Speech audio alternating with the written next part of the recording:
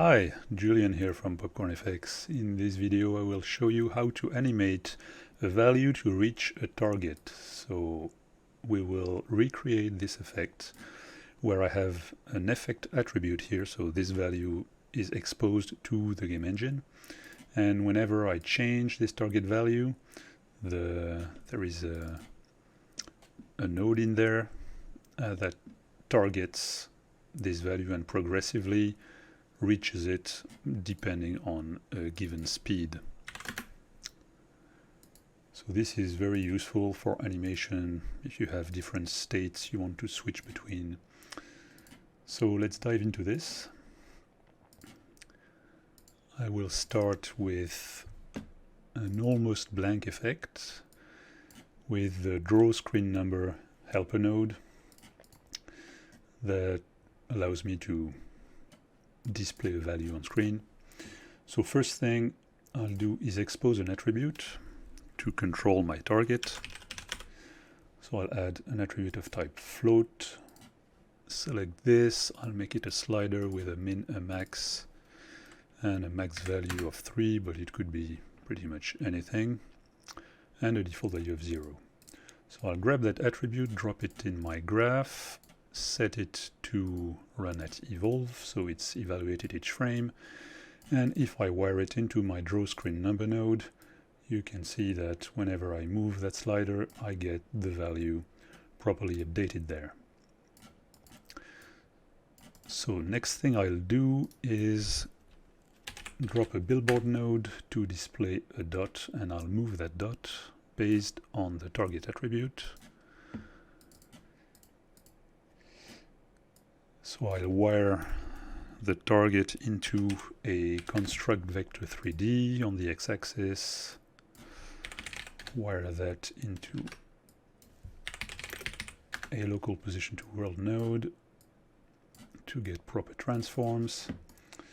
And now whenever I move my attribute, I have this little sprite there that moves around.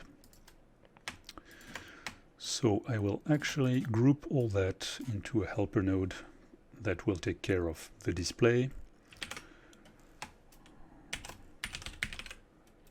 display value or whatever. So I'll clone that and make a second one.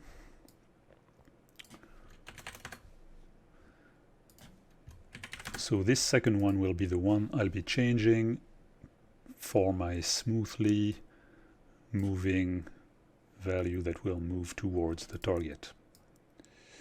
So right now both numbers are displayed on top of each other, so I'm quickly going to fix this.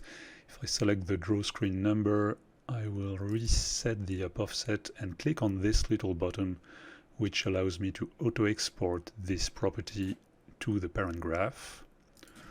I'll also quickly reduce the scale. So now when I go back in there and I select those nodes, I see the up offset there. So it allows me to give a different up offset for those two nodes. And I'll actually do the same thing for the color. I'll auto-export it. So here when I auto-export it, I get a warning. This is kind of weird because they're named the same, so they should be seen as the same one, but it tells me that it's already auto-exported basically. So I'll take a slightly different approach. I'll expose both pins, so this might be because they're not in the same category actually, so it sees them as a conflict. So I'll export that as an input, and when I go back in there I have my color. So hit Control U to toggle the pins, and I'll set the offset of the first one to 0.1, the second one to 0.2. I'll set the target to be kind of a reddish color, and the value to be some form of green. Right. So now I have my basic rig set up. So first thing, I'll add a discretization node to get my accumulator going. I'll add a second one to denote the beginning of the path, of the discretization path. And so now I just need to fill this and to modify that value so that it reaches the target. So one simple way to do that is I can just subtract the target, well, subtract the current value from the target. And from this will give me the difference between the current value and the target. So here it would be 3. If it were at halfway, it would be 1.5, etc. And I will multiply that by the time step. And then I can just add this back in there. And I already have a value moving towards the target. So there are a couple of issues in doing it this way. I'll show what they are in a second. And right now I will do one last little change, which is to add an upwards going trail to visualize the issues. So I'll take that, construct a new 3D vector from it, do a local to world, and wire that into a trail node. So from that trail node, I'll export an output pin. So this will expose the event to the event graph, and then I can pull out a wire, drop in a layer. I'll drop a ribbon renderer with a local to world. Probably shrink this a bit. I'll pick a texture there. Right. So now when I move this, nothing happens.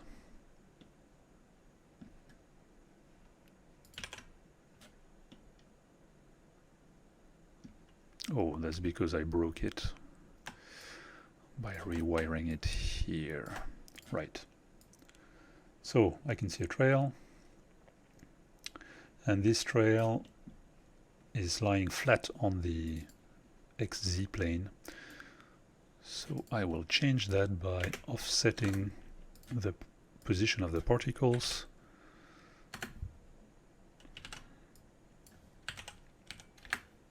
along the y-axis using the life ratio. So the life ratio is the normalized age of the particle. So here you can see it goes up, but it stops spawning.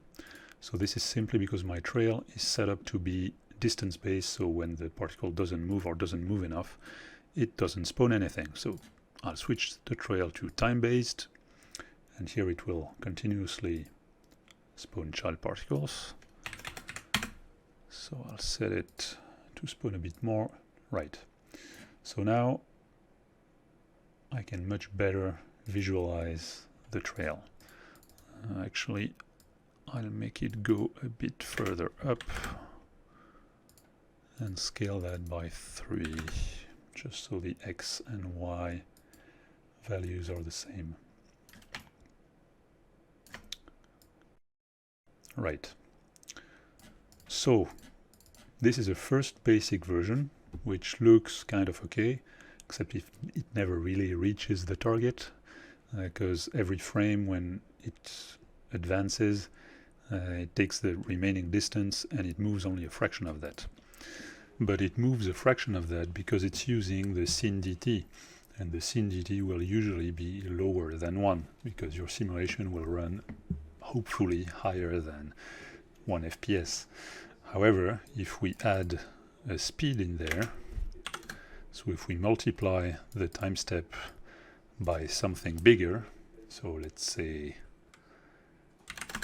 10, you'll see that at unclamped frame rates, this still appears to work as expected, but whenever I lower the frame rate, you will see that now it seems to oscillate. And this is even worse than it looks, because when I set the scale to be twice the frame rate, so here I'm at 7 FPS, if I set that to 14, well, you'll see that here it will oscillate and never stop oscillating. Because what this effectively does, when I'm at 7 FPS, this sin dt is 1/7, I multiply that by 14, by twice the dt, so it gives me 2. So when I take the remaining distance on one side and multiply it by 2, it instantly teleports the value on the other side of the target. On the next frame, the distance is now the same but pointing in the other direction. I multiply that by 2 again, it re-teleports it on the other side, etc. And the really nasty thing comes whenever I set this higher than twice the frame rate. So if I set this to 15, now you see that it starts diverging. So this is really nasty because, well, obviously it's totally frame rate dependent, and this will completely explode towards positions at billions, or will probably overflow to infinity at some point. So this is a really bad way to do this. First, it depends on the frame rate, and then it can lead to instabilities which make your simulation explode. So what can we do to fix this? Well, first, we shouldn't use something that depends on the on the distance that's left to travel, because this will make it unreliable. So, very easy fix. Well, easy fix for the distance-dependent movement is to make it move at a constant speed. So here I'm using the sine node, and what the sine node does is it basically returns -1 or 1 based on the sine of this value. So when my current value is behind the target, it will return -1, and when it's in front of the target, it will return 1. And this gives me the direction to move my value. But it makes it even more obvious that we have an oscillation problem there, because now, as it doesn't depend on the distance remaining, every frame it will overshoot the target, and once it's on the other side, the sine will flip and it will go back in the other direction, making this kind of wobbly, dirty wobbly movement. So how do we fix that? Well, one easy way to do it is just to compare which side of the target the current value is at the beginning of the frame and after we updated the value. And whenever the side changes, it means that we overshot the target at this specific frame. So when we overshoot the target, we can just set the current value to be exactly the target, and it would fix this oscillation. So before doing that, I will clean this up by grouping all that into a template node.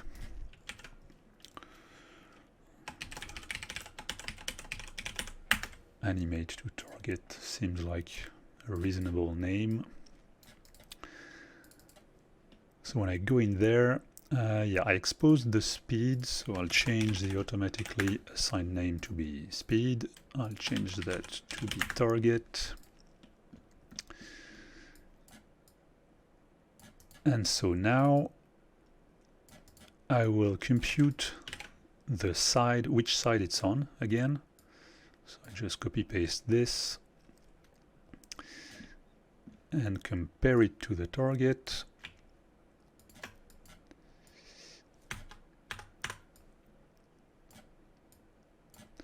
And so when the sign of both of these things is different, it means we overshot it. So I can just use a not equal node.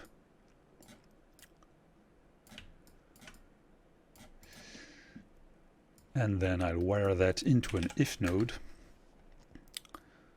So if they are on different sides, I will basically set it to the target. So I'll wire that in there. And when they are on the same side, so it's the else, well, I will take the newly computed value. And here I want to assign this to the current value. So you might be tempted to simply wire that into there, and here it will work by chance. But this is just by chance. Like if I had reverted the condition and set it to be equal and rewired that the other way around, well, now you see that it's just not working at all, and the yellow path has disappeared, and this is basically just failing because going back through the if node, the graph compiler cannot find the load to store this value into. So there is a node you can use to disambiguate that, and it's simply the assign node. Whenever you have a discretization path where you want to assign something new to it, which isn't just a simple add, the safest way to do it is really to just use the assign node. So here the assign node allows me to say, keep that discretization path, just at this point replace this value by this new value. And this makes it safe and considerably easier to understand and track. And here we have our target without any overshooting. And if I set the speed back to some crazy amount, there is no numerical instability anymore. So I can actually make this a bit cleaner here, because I don't really need to do this add there. I can just pull it there and have a single clean discretization pass there. Well, there is some tidying up to do inside here. I'll just quickly add an annotation. So that's the old side, that's the new side, and actually I prefer the not equal.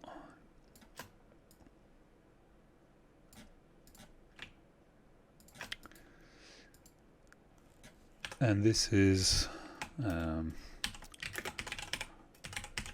if whether or not it has overshot the target.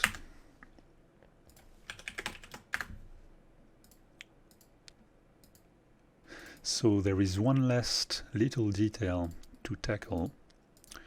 I'll switch this back to a more reasonable speed.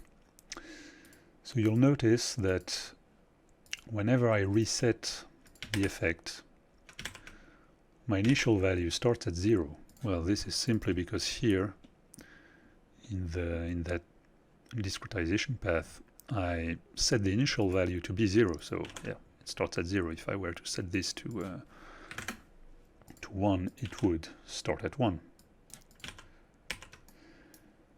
You might want to have it start at the current value of target when the effect spawns, or when the particle spawns. So one way to do that would just be to drop a new target attribute, set it at spawn, expose a new pin in there, like initial target or start target or whatever, and wire that into it. But this makes more nodes and it's more error prone. When you use this node, you'll have to wire 2 versions of target in it. I don't really like that, so I'll show you a very clean way to have this, to make this work.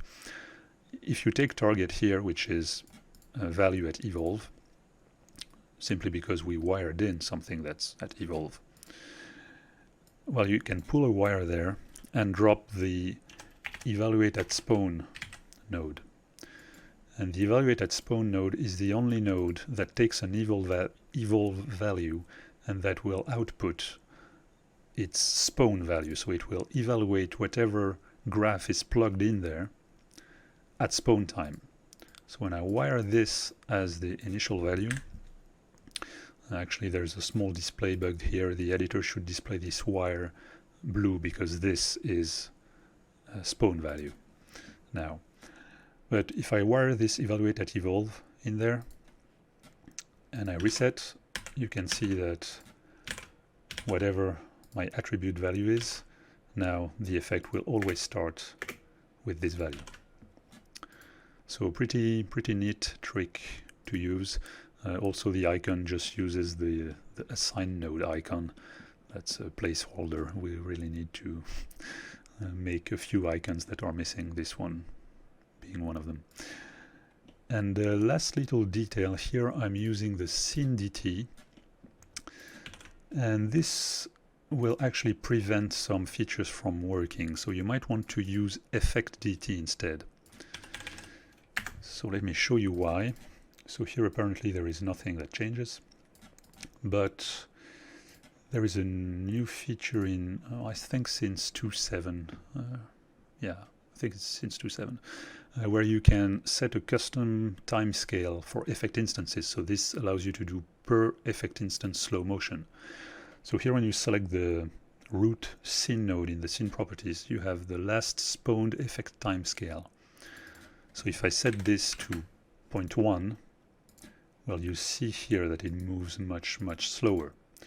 And if I spawn a second version of that effect, go back in here and set this back to 1, well, now I have two effect instances spawned. One of them is running at in real time with a timescale of 1, and the other one is running at 10x slow motion. So you have access to this in engine, and if you don't use effect.dt, if you use scene.dt, it won't take into account the per effect timescale. So usually when you manipulate DTs, time steps, you would want to use effect.dt. So that's it for this video. Hope you liked it and it was useful, and see you next time.